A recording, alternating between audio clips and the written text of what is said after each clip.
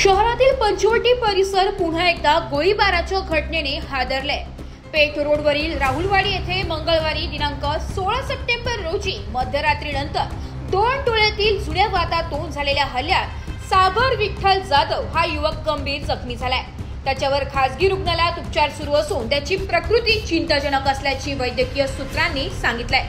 फिर्यादी योगेश माधव वाघमारे यांनी दिलेल्या माहितीनुसार संशयित विकी विनोद वाघ व विकी उत्तम वाघ या दोघांनी पूर्ववैमनस्यातून सागर जाधव यांच्यावर गोळीबार केला। अचानक झालेल्या हल्ल्यात सागर जाधव यांच्या गालातून गोळी घुसून मानेत अडकली आहे। घटनेनंतर परिसरात एकच गोंधळ उडालाय। तात्काळ पोलिसांना माहिती देण्यात आली आहे। घटनेची माहिती मिळताच पंचवटी पोलीस ठाण्याचे पथक घटनास्थळी दाखल झाले आणि प्राथमिक तपास सुरू केलाय।